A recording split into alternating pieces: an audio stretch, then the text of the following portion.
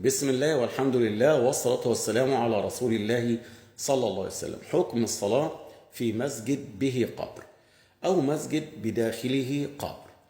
أولا، الله سبحانه وتعالى أمرنا أن نعبده مخلصين له الدين، واعبدوا الله مخلصين له الدين حنفاء هو سماكم المسلمين، قل إن صلاتي ونسكي ومحياي ومماتي لله رب العالمين لا شريك له وبذلك أمرت وأنا أول المسلمين. النبي صلى الله عليه وسلم نهى أن تتخذ القبور مساجد، وقال صلى الله عليه وسلم في حديث صحيح: لعن الله اليهود والنصارى اتخذوا قبور أنبيائهم ورهبانهم مساجد، يحذر ما صنعوا، يعني يحذر أمته أن يحذوا اليهود والنصارى ويتخذوا قبور الأنبياء والصالحين منهم مساجد يسجدون ويصلون فيها ويدعونهم من دون الله سبحانه وتعالى. طيب، المساجد اللي فيها أضرحة كمسجد السيدة زينب والحسين والسيدة نفيسة وما يقال عليه السيد البدوي، هذه المساجد إذا كانت القبور منعزلة عن المسجد فالصلاة فيها صحيحة، وإذا كانت القبور داخل المسجد لم تكن منعزلة عنه بجدار فإن الصلاة فيها لا تصح. ليه؟ لأن القبر أصبح جزء من المسجد داخل المسجد، والمسجد أقيم على القبر، والنبي صلى الله عليه وسلم نهى أن تقام المساجد على القبور، وكمان إن هذه مدعاة للشرك.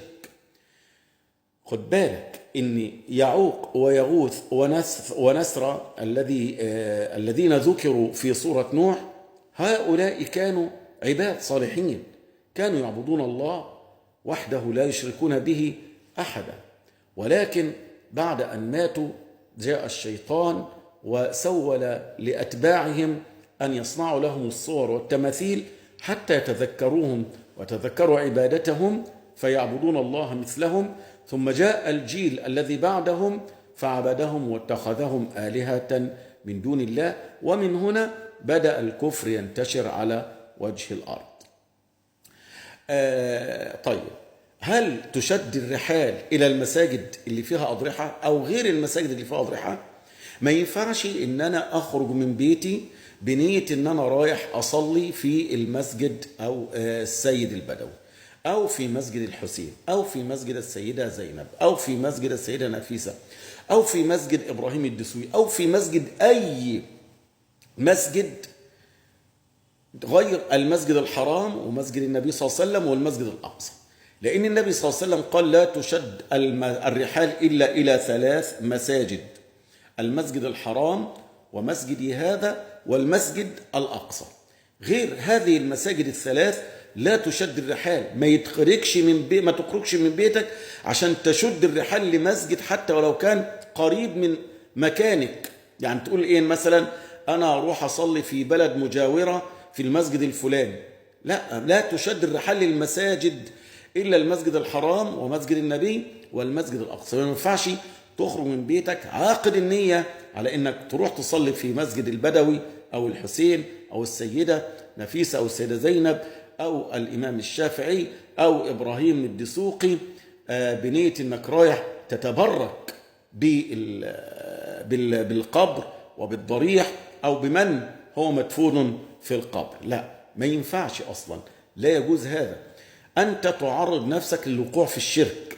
ربما تكون أنت ما عندكش علم، ما عندكش وعي، ما عندكش إدراك لخطورة اللي أنت بتعمله.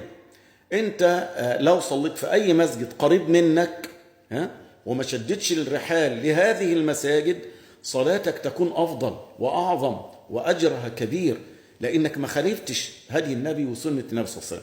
طيب، أنا عايز أزور السيدة زينب أو السيدة نفيسة، لا مانع إن أنا أخرج بنية زيارة القبر للاتعاظ والدعاء لهم، مش الطلب منهم.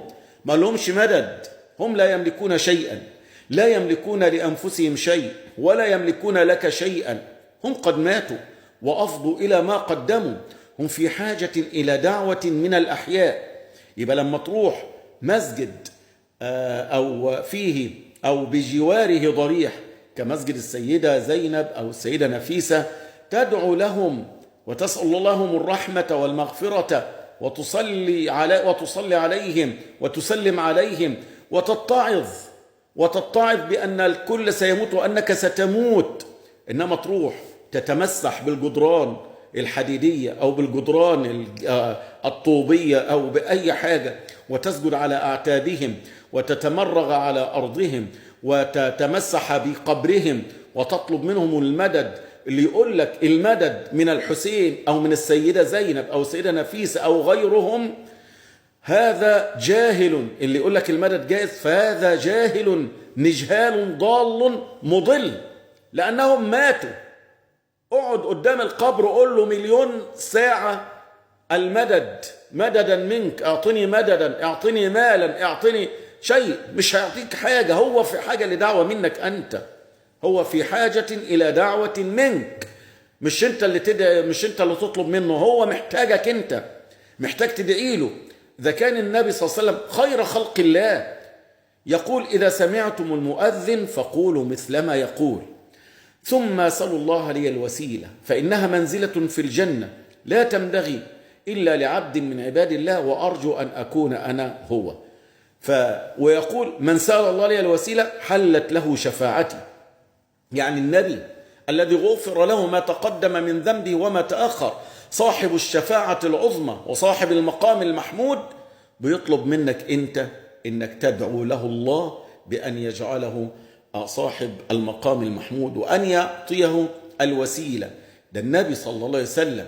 ولذلك يا جماعة الذين ماتوا لا يملكون شيء، لكن ممكن إنك تطلب من واحد صالح على قيد الحياة الدعاء، تطلب منه أن يدعو لك، تطلب منه أن يعطيك مالا، تطلب منه أن يساعدك، هو على قيد الحياة. يعني لو رحت الراجل على قيد الحياة غني أو صالح قلت له أعطني مالا، أنا في حاجة إلى مال، هذا جائز. إذا قلت له أعطني عاملا من عندك يساعدني، هذا جائز. إذا قلت له أنا في محتاج يعني إنك تقف جنبي في عمل ما عشان أقدر أعمله، جائز. أنت تطلب من حي يستطيع أن يفعل، ولكن ما تقدرش تطلب منه الرزق ولا تطلب منه الذرية، ده حاجات بتاعت ربنا سبحانه وتعالى. إنما تطلب من ميت، تروح لميت تقول له اديني فلوس، نجح لي ابني، خلي مراتي تحمل، ارزقني الذرية، وفقني في عملي، هو مات، هو لا يملك هذه الأمور. هذه الأمور بيد الله سبحانه وتعالى. فهناك فرق بين طلب المدد والاستغاثة والاستعانة بالأحياء، وهناك فرق بطلب المدد والاستعانة والاستغاثة بالأموات. فبالأحياء يجوز فيما يستطيعونه بعيدا عن الأشياء التي تخص الألوهية والربوبية، وفي الأموات لا يملكون نفعا ولا ضرا ولا موتا ولا حياة ولا نشورا، هم يحتاجون إليك، يحتاجون إلى دعوة منك.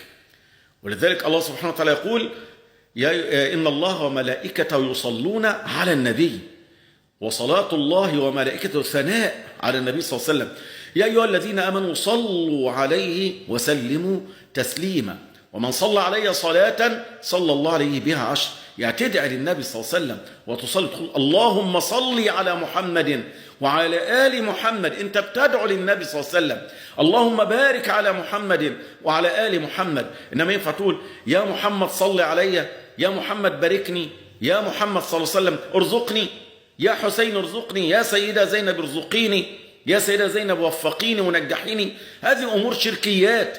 يا سيدة اشفيني، يا سيدة بدوي اشفيني، يا عم حرام عليك، اتق الله. هذه الأمور لا يملكها إلا الله سبحانه وتعالى. ممكن تروح تقول للطبيب أنا مريض وبتشتكي له المرض وبيكشف عليك ويفحصك ويكتب لك العلاج، لكن لا يملك لك الشفاء. هو بيكتب لك علاج، خفيت على العلاج، خفيت ما خفتش خلاص، الله لم يشأ بالشفاء. فالشفاء من الله والعلاج من الطبيب. فصحح عقيدتك وصحح يقينك في الله، وصلي في مساجد ليست بها قبور، أولى وأحوط لك وحرصا على عقيدتك. أسأل الله لنا ولكم السلامة والنجاح والتوفيق. والسلام عليكم ورحمة الله وبركاته.